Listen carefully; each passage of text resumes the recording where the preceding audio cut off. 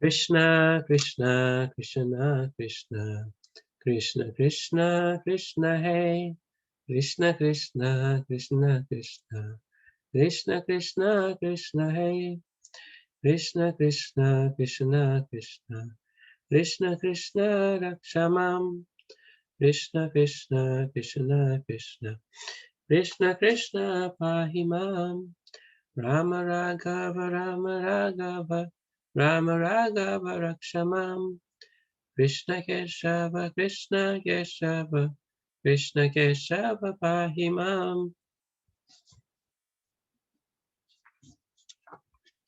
Okay, so chapter 31, Songs by the Gopis.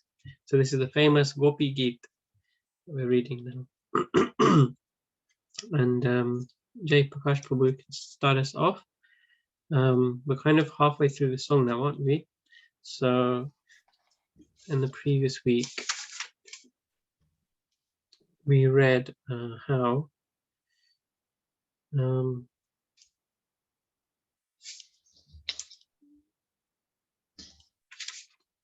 they're just presenting themselves as if they need Krishna to be alive. The gopis are presenting themselves as if Krishna were not there, they would actually die. And Krishna being the hero and the savior of everyone from demons and all kinds of dangers, they're appealing to Krishna to come and save them from death of separation. So they have a very, this is kind of their plea to Krishna. Okay. So Jay Prakash Prabhu, over to you.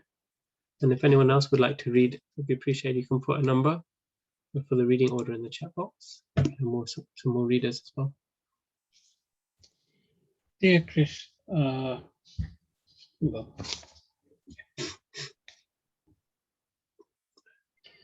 Dear Krishna, actually we have become very lusty having been touched by a lotus feet. Your lotus feet certainly kill all kinds of sinful activities of devotees who have taken shelter there. You are so kind that even the ordinary animals take shelter under your lotus feet. Your lotus feet are also the residence of the goddess of fortune. Yet you dance on the heads of Kaliya, serpent, with them. Now we are requesting you to kindly place your lotus feet on our breasts and pacify our lusty desire to touch you. Right. So we've discussed this subject a lot now in recent weeks.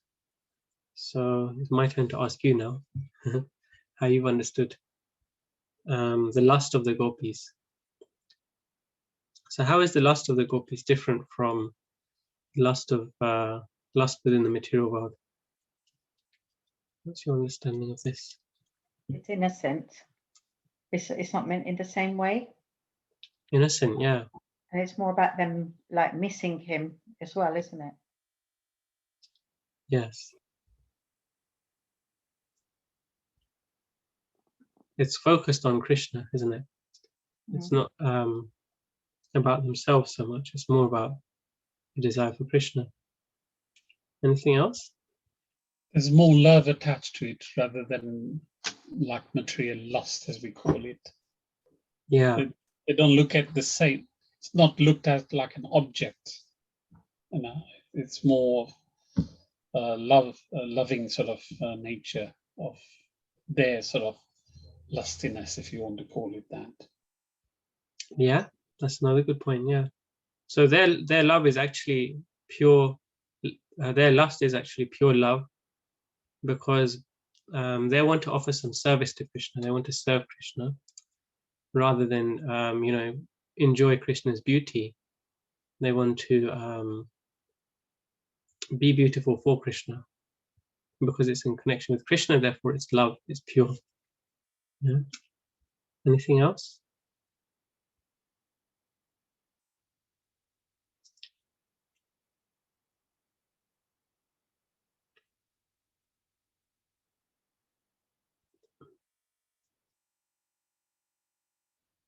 So actually another point is that because Krishna has a spiritual body, he's not attracted to the material body. he's actually attracted to the spiritual body also. Yeah. So all these gopis, they're made of Krishna's spiritual potency, Hladini Shakti. Yeah. So they're not made of like material bodies, they're made of spiritual potency.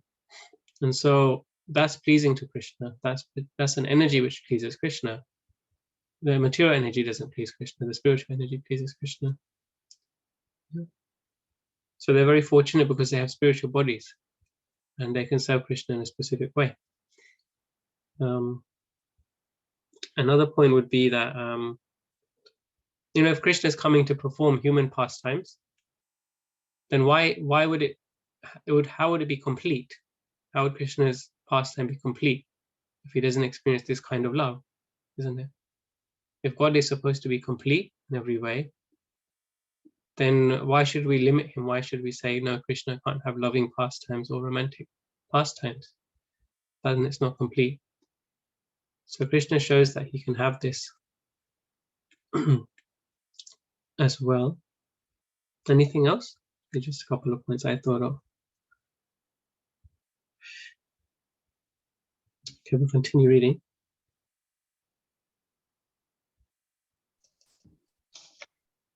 O Lord, your attractive eyes, like the lotus, are so nice and pleasing. Your sweet words are so fascinating that they please even the greatest scholars, who also become attracted to you. We are also attracted by your speaking and by the beauty of your face and eyes. Please therefore satisfy us by your nectarine kisses. Dear Lord, words spoken by you or words describing your activities are full of nectar, and simply by speaking or hearing your words, one can be saved from the blazing fire of material existence. Great demigods like Lord Brahma and Lord Shiva are always engaged in chanting the glories of your words. They do so to eradicate the sinful activities of all living entities in the material world. If one simply tries to hear your transcendental words, he can very quickly be elevated to the platform of pious activities. For the Vaishnavas, your words give transcendental pleasure, and saintly persons who are engaged in distributing your transcendental messages all over the world are first-class charitable persons. This was confirmed by Rupa Goswami when he addressed Lord Chaitanya as the most magnificent incarnation, because he distributed the words of Krishna and love of Krishna free of charge all over the world. Yes.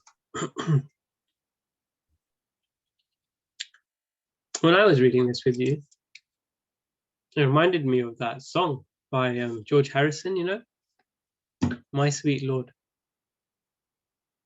Prabhupada said that this is actually a Vaishnava bhajan. It may be in English, it may be in a rock music style, but the meaning of it isn't very different to this, is it? Huh? How does that song go? Does anyone remember? My sweet Lord, I really want to. Do you remember?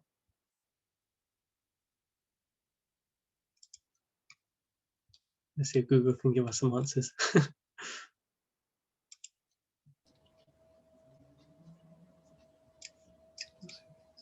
I really want to see you. I really want to be with you. Really want to see you, but it takes so long, my Lord. I really want to know you. I really want to go with you. Really want to show you, Lord, that it won't take long, my Lord. So it goes like that, right? So is it very different to this song which the gopis are singing, the Gopi Geet? What do you think?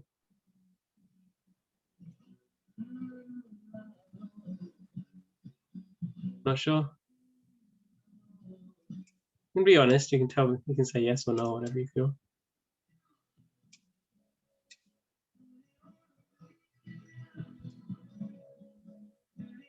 Because here they're saying,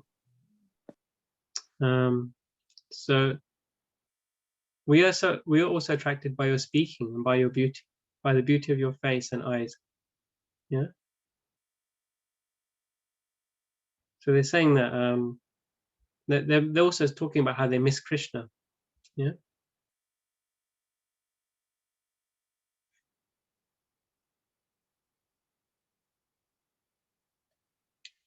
And also in the previous paragraph, in all the previous paragraphs, they're talking about how much they miss Krishna.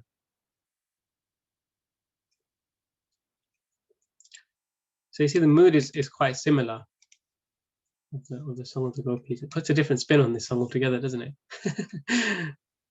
Right.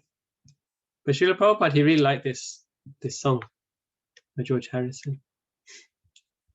So even here it says how, like, even great demigods like Lord Brahma, Lord Shiva, always engaged in chanting the glories of your words, you know. So even they also sing songs to glorify Krishna. There's something called the Rudra Gita, which is by Lord Shiva. That's a glorification of Krishna.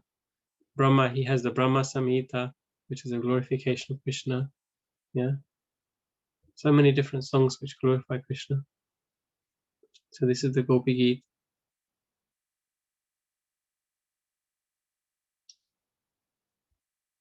Okay. Anything else you could think of from this paragraph, which was of interest, which is inspiring?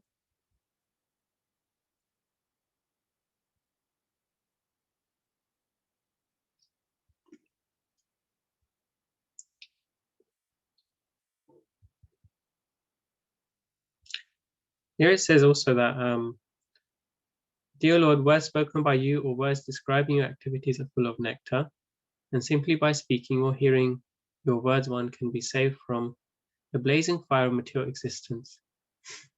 So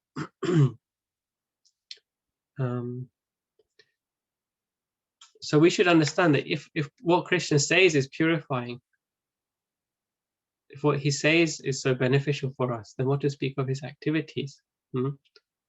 How pure his activities are. So Krishna's activities are not impure in any way.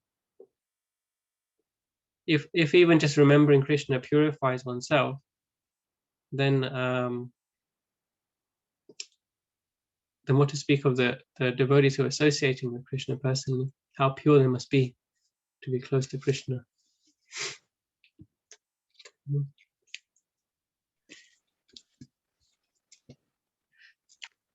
So all these things are actually reminders for us. So these pastimes are they're very sacred. They're very special.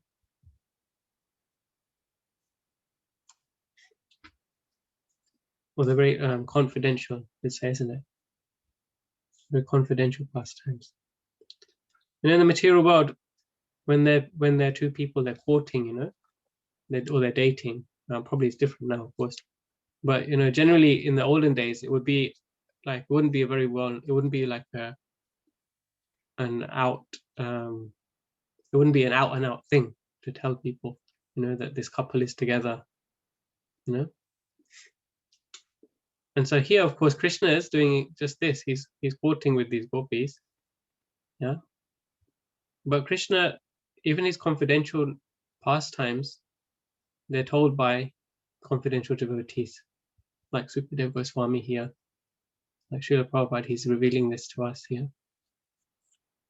You know, all around the world, people are trying to learn about God and trying to know who God is. But nowhere can you find this level of knowledge about God. It's such a special thing, it's such a sacred and confidential thing, isn't it? So it kind of teaches us the mood in which we should approach the songs of the gopis, the Gopi Gita. Although in India they're kind of, you know, there's so many renditions of this, even pop song versions, and but it loses its essence when it's not given in the right format, when it's not given that respect. So even the great demigods, they're even glorifying Krishna.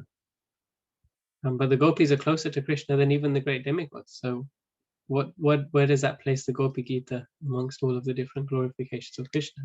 It places very, very, very high.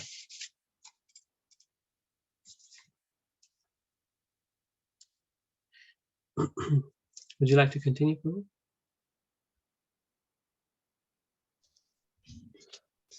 Dear Krishna, the gopis continued, you are very cunning. You can imagine how much we are distressed simply by remembering your cunning smile, your pleasing glance, your walking with us in the forest of Vrindavan, in your auspicious meditation, your talks with us in lonely places were heartwarming. Now we are all aggravated to remember your behavior. Please save us, dear Krishna.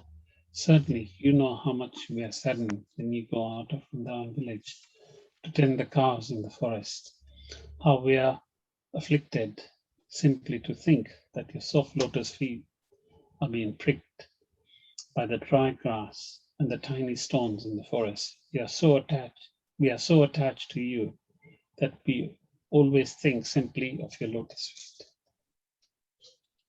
So here, they're still meditating on the lotus feet of Krishna very much, isn't it?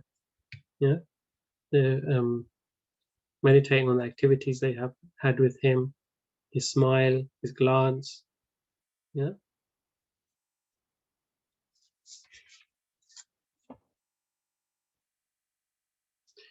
So it said that Krishna's lotus feet are so soft that when the gopis touch them with their fingers or with any part of their body, then it leaves an imprint, because Krishna's lotus feet are so soft. There's an imprint left just by the touch of their soft skin. So what to speak of when Krishna's lotus feet, which are so soft, are touched by the grass or by little stones? How would they feel? You know, they'll be pricked, as it said here, or they'll be cut. Even they're thinking in that way. Like, Krishna, if your feet are so soft that just by touch they become printed, then how can we? They can't stand that Krishna is walking around in Vrindavan with bare feet. They can't stand it. It hurts them so much to think of that.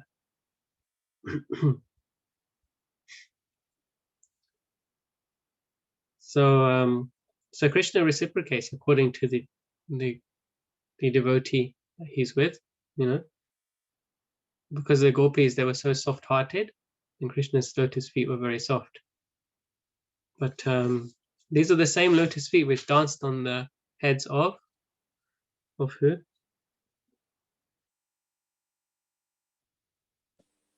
The Kaliya serpent, Prabhuji. The Kaliya Nag, that's right. So the Kaliya serpent. So he was very hard-hearted. He was very envious personally. So Krishna's feet were like thunderbolts for him, isn't it? So Krishna, in every way, he reciprocates with the dealings of that particular personality, isn't it?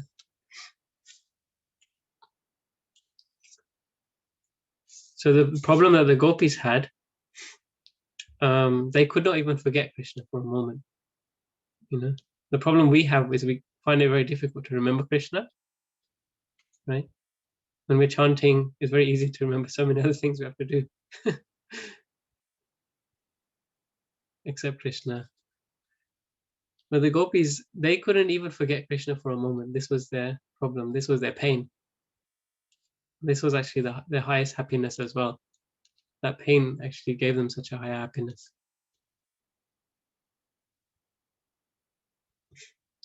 Because that was like intensified Krishna consciousness. Okay. So Prabhu, if you could read on. O Krishna, when you return from the pasturing ground with animals, we see your face covered by your curly hair and dusted by the hoof dust of the cows. We see your mildly smiling face, and our desire to enjoy you increases. O dear Krishna, you are the supreme lover, and you always give shelter to surrendered souls. You fulfill everyone's desires. Your lotus feet are worshipped even by Lord Brahma, the creator of the universe. On whoever worships your lotus feet, you without a doubt always bestow your benedictions. So kindly be pleased with us and keep your lotus feet on our breasts and thus relieve our present distress. Dear Krishna, we are seeking your kisses, which you offer them to your flute. The vibration of your flute enchants the whole world and our hearts also. Kindly therefore return and kiss us with your mouth of nectar. Thus ends the Bhaktivedanta purport of the 31st chapter of Krishna, songs by the gopis. Thank you, Jai Prakash Prabhu. All right, so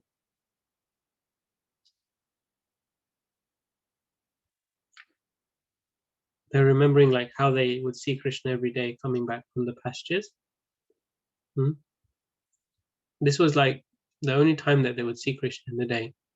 In the morning when he's leaving, for the few moments that he's passing by to go to the pastures, and then when he returns in the evening, when he's coming back from the pastures through the village to his home. So this was like the highlight of the day for the gopis. They were not with him all day, but now they're getting the opportunity to be with him at night. And so they've had that increased association with Krishna. So their separation is also increased even more. Yeah. And they're just begging, so much begging, isn't it? Every one of these paragraphs is like, they're really begging for Krishna. It's really instructive for us how to beg for Krishna.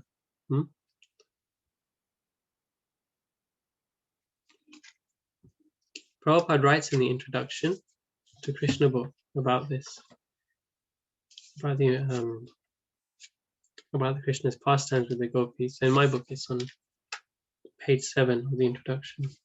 It's kind of like towards the middle. It's in the middle almost, I think. You want me to read a little section from the introduction? Now Prabhupada introduces the pastime with the gopis. Okay.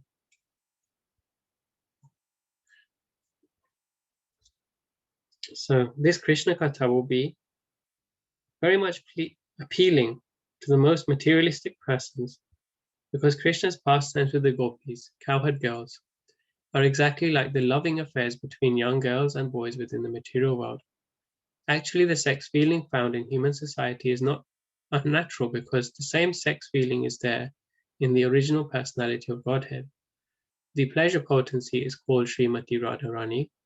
The attraction of loving affairs on the basis of sex feeling is the original feature of the Supreme Personality of Godhead. And we, the conditioned souls, being part and parcel of the Supreme, have such feelings also, but they are experienced within a perverted, minute condition. Therefore, when those who are of the sex life in this material world hear about Krishna's pastimes with the gopis, they will relish transcendental pleasure, although it appears to be materialistic. The advantage will be that they will gradually be elevated to the spiritual platform. In the Bhagavatam, it is stated that if one hears the pastimes of Lord Krishna with the gopis from authorities with submission, then he will be promoted to the platform of transcendental, loving service to the Lord, and the material disease of lust within his heart will be completely vanquished. In other words, such hearing will counteract material sex life. So any thoughts on this? Any reflections from this we just read now from the introduction?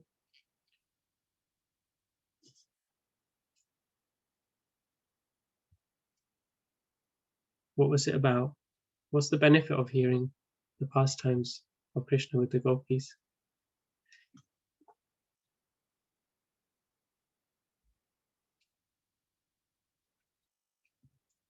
Did anyone catch that? Was I reading it too fast? So Srila Prabhupada is commenting. Yes? We can conquer material lust. Yeah, that's it. So there's a great blessing in this pastime, in the pastime of Krishna with the gopis. We can conquer material lust. Yeah. So we're in this material world because we don't have love for Krishna, pure love for Krishna. And we can go to the spiritual world when we have pure love for Krishna. Instead, what we have is lust. Yeah. So if we transform that lust into love, then we can return to the spiritual world. And the way to transform the lust into love is by hearing these pastimes of Krishna with the gopis. This is the advice of the Srimad Bhagavatam, and Srila Prabhupada from the introduction here. So, because people otherwise have a tendency to hear about movies and pop songs, which all promote material lust. Instead, better to hear Krishna's pastimes, Prabhupada is saying. And he says specifically from hearing submissively from authorized sources, so that we can actually be freed from the lust, which is blocking us from Krishna. Yeah? So it's important to read these pastimes submissively, and from our authority here is Srila Prabhupada, of course, so we're learning from him. Hare Krishna, Ruben Prabhu. Hare Krishna, Hare Krishna. Sorry, I'm just figuring out you had to get into the Zoom. Forgive me for being late. No problem. We're just starting chapter 32. Okay, I'll just get my book. Thank you. So Smita Mataji, would you like to read next? Hare Krishna. Hare Krishna. Chapter 32, Krishna returns to the gopis. When Lord Krishna finally reappeared among the assembled gopis, he looked very beautiful, just befitting a person with all kinds of opulences. In the Brahma Samhita, it is stated, Ananda Jinmaya Rasa Prati Bhava Vitabhahi.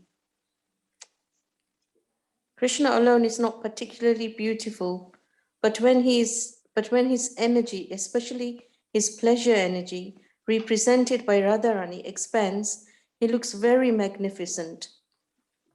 The Mayavadi conception of perfection and absolute truth without potency is due to insufficient knowledge. Actually, outside the exhibition of his different potencies, the absolute truth is not complete. Ananda Jinmaya Rasa means that his body is a transcendental form of eternal bliss and knowledge. Krishna is always surrounded by different potencies, and therefore he is perfect and beautiful. We understand from the Brahma Samhita and Skanda Purana that Krishna is always surrounded by many thousands of goddesses of fortune. The gopis are all goddesses of fortune, and Krishna took them hand in hand on the bank of the Yamuna. Okay.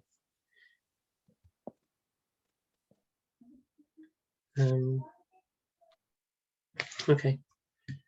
So Srila Prabhupada makes quite a striking statement here, I feel.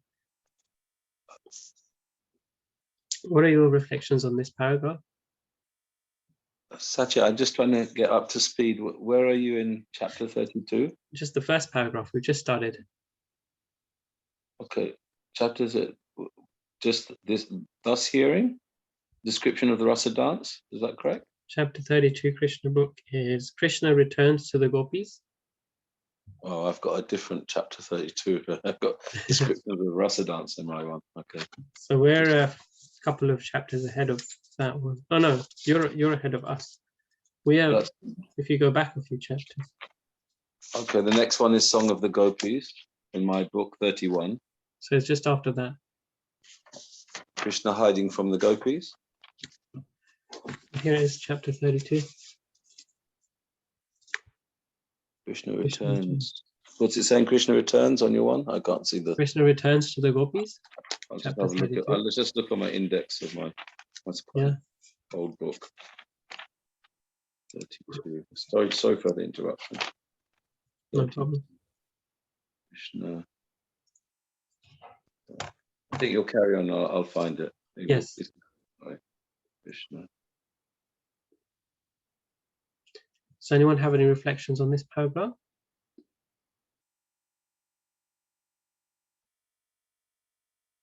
I was surprised to read here at the beginning that Prabhupada says Krishna alone is not particularly beautiful. But when his energy especially his pleasure energy represented by Radharani, expands, he looks very magnificent. So it's not something you hear very often. Krishna alone is not particularly beautiful. What does it mean? Let's look into this a little bit then, yeah? So Srila Prabhupada is quoting a famous verse from the Brahma Samhita, the prayers of Lord Brahma.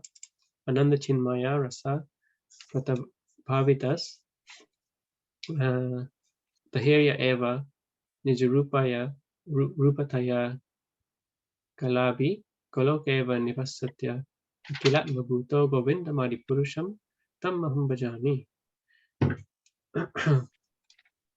So the full translation of that verse I'll read is the Supreme Personality of Godhead Govinda, the one who enlivens the senses of everyone by his personal bodily rays, resides in his transcendental abode called Goloka. Yet he is present in every nook and corner of his creation by expansion of happy spiritual rays, equal in power to his personal potency of bliss. Yeah. So who is his personal potency of bliss? Does anyone know? Radharani. Yeah.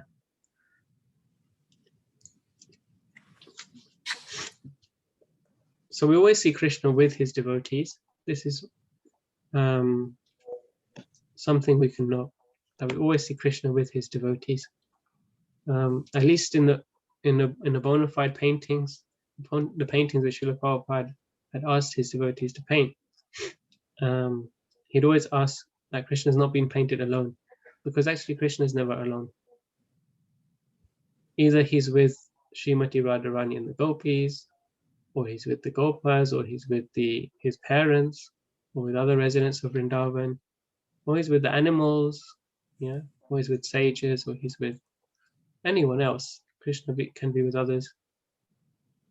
Krishna is always relating to all of his creation in different ways. We will never find that Krishna is alone.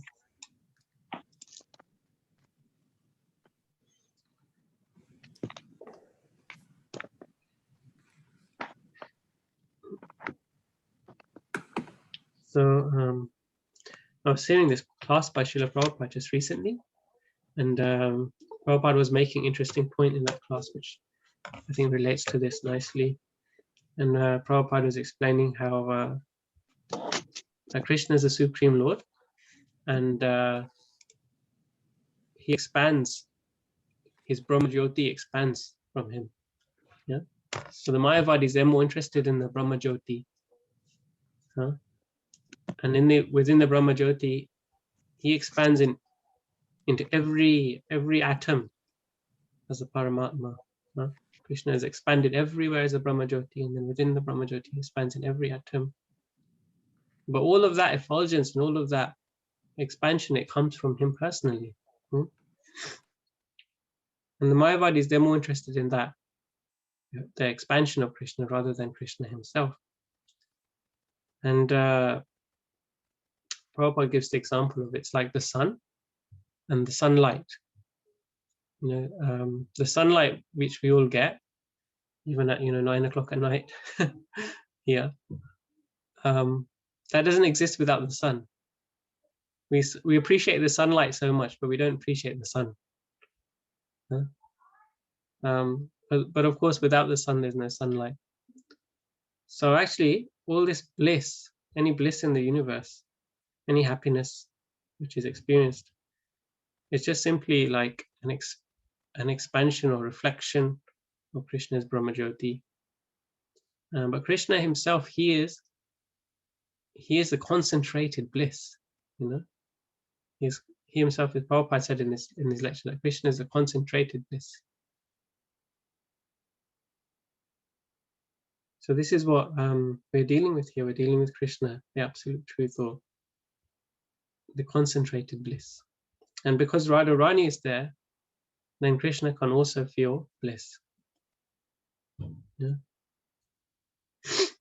So another quote Prabhupada makes here is Ananda Chinmaya Rasa. That's the explanation of that. Yeah.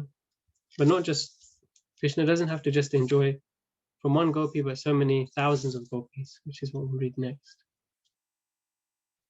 Okay, Smita Mataji, would you continue? Yes, thank you. It is said that in the Skanda Purana, that out of many thousands of gopis, 16,000 are prominent. Out of those 16,000, 108 are especially prominent. Out of these 108 gopis, 8 gopis are still more prominent. Out of those 8 gopis, Radharani and Chandravali are even more prominent. And out of these 2 gopis, Radharani is the most prominent. Yes. Shall I continue? So we'll just discuss this briefly. So there are so Krishna has many thousands of gopis, yeah, but they're all expansions of Srimati Radharani. Huh? Just like you can have ice cream, you can enjoy ice cream, but you will enjoy ice cream more if there's many flavors of ice cream. Yeah. So like that, Krishna has so many varieties of enjoyment. There's actually no limit, but there's more prominent features, and then there's more and more prominent features. And the most prominent feature of Krishna is Ladini Shakti, is Srimati Radharani. Yeah. So that's one way of looking at it. And Krishna has unlimited number of servants, actually.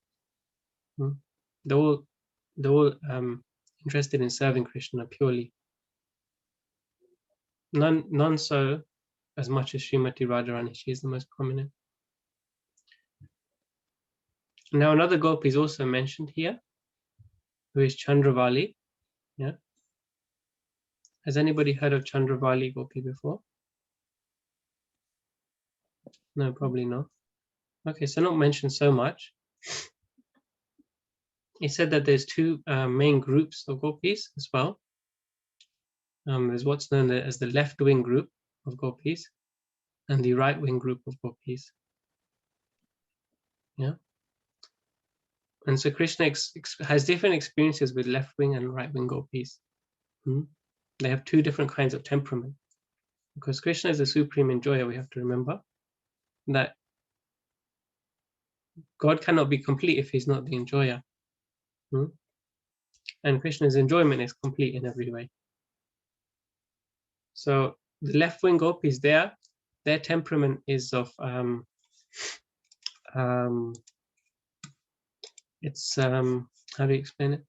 So Prabhupada explains from Chaitanya Charitamrita that they don't like to be defeated, the left-wing gopis. Yeah, they like to always have one better over Krishna. And the right-wing gopis, their mood is they're very submissive to Krishna, very gentle, very, if Krishna teases them, they just, humbly accept. Yeah. And so Krishna has these 2 groups. So therefore, Radharani and Chandravali are leaders of these 2 groups of gopis, respectively. Radharani is the leader of the left-wing gopis, the dominant type of gopi. And Chandravali is the leader of the right-wing gopis, who are the submissive gopis. Okay.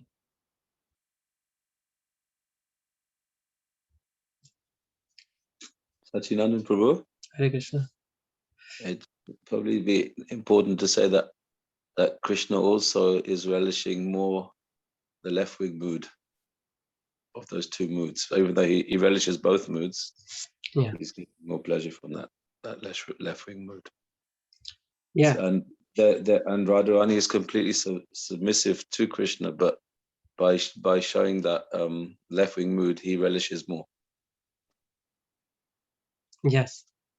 So therefore, this paragraph ends with, so there are Radharani and Chandravali, even more prominent, and out of these 2, Radharani is the most prominent.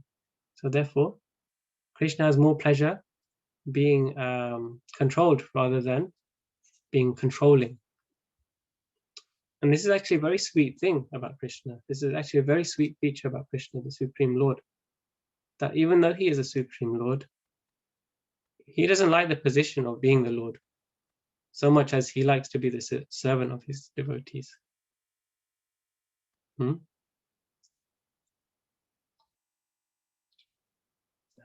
Also, Sachi Prabhu, you can also understand in Ras, when someone is submissive to you, you don't have such a deep relationship as when someone sometimes contradicts you and argues with you, but really loves you at the same time.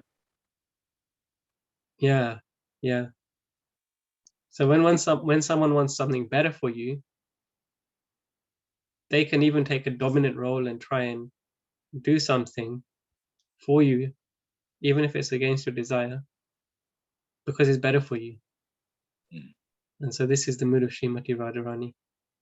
She controls Krishna in that way.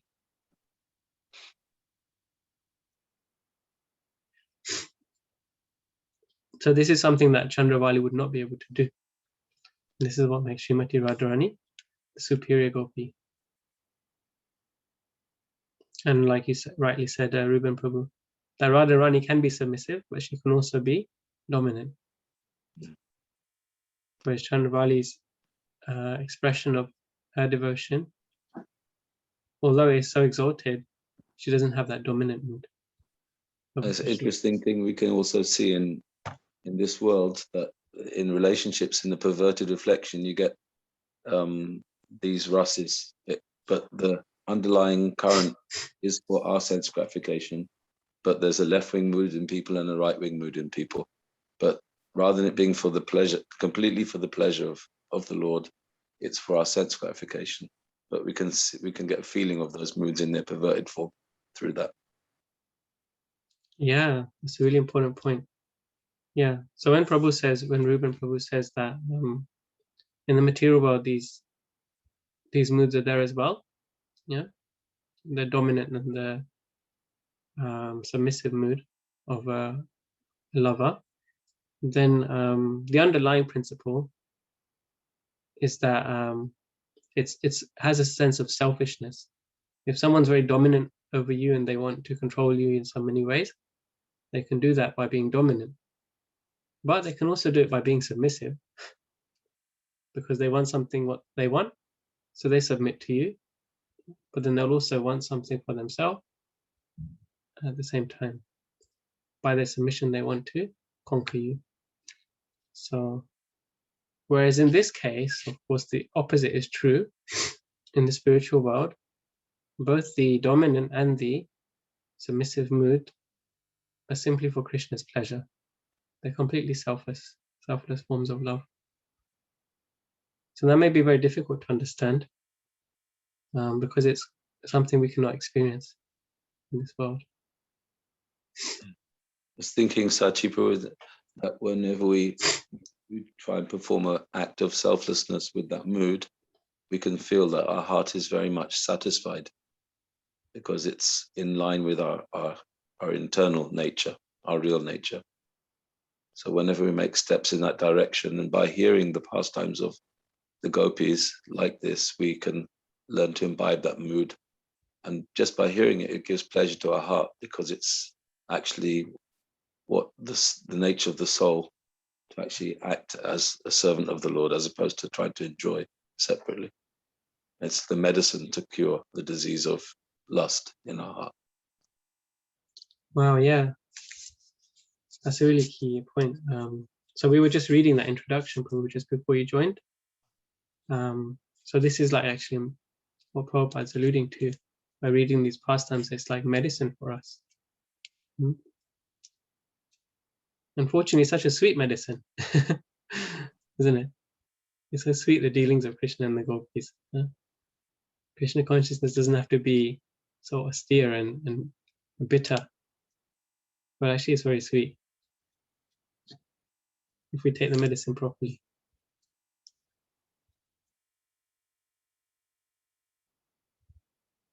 Okay, let's continue reading, unless there's any points anyone else would like to raise from what we've read and discussed this far. Otherwise, Smita Mataji could continue.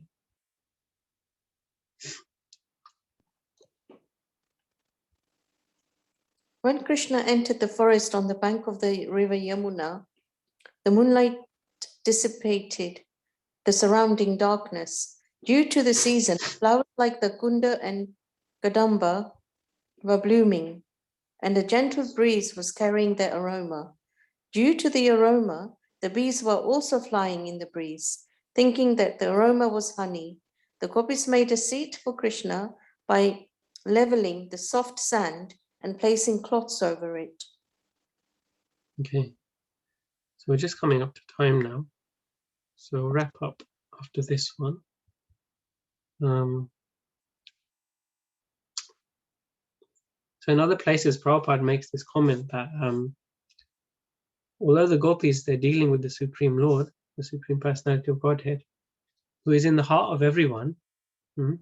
He's in your heart, he's in my heart, he's in the heart of the bees, the birds, the trees. Yeah. They're not dealing with him as Paramatma because they have a spiritual body. They don't have the Paramatma in their heart. Then when the material body, when you come to the material world, when you leave Krishna's personal association and the soul comes to the material world, then Krishna, he comes with you as the Paramatma. He comes with you as the super soul. But in the spiritual world, there's no super soul. The soul has a spiritual body, and the super soul, Krishna, he's personally present for you as Bhagavan, as Krishna, as a supreme enjoyer. So we are trying to, you know, as yogis, as bhakti yogis, we're trying to see Krishna in the heart. Yeah, Krishna is always with us. Prabhupada could always see Krishna everywhere with him. So in the beginning of the Bhagavatam, there's a chapter as known as the Lord in the heart. You know, but the more advanced stage is actually to see Krishna standing before you. So that same Paramatma, that same Lord, he was standing in front of the gopis. He's now revealed himself before them. And so they're cleaning the area around them. They're making a nice, you know, like a seating area for Krishna to come and sit on. You know, putting their own cloth there. They're putting that over the rocks or whatever it may be, and, you know, making a soft and comfortable place for Krishna to sit.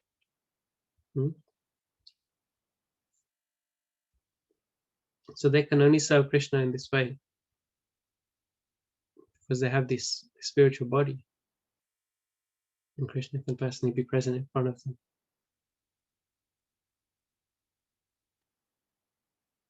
Okay.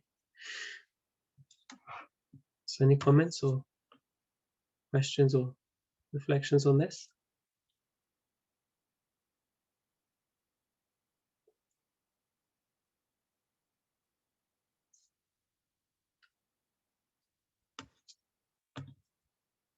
Otherwise we can finish here.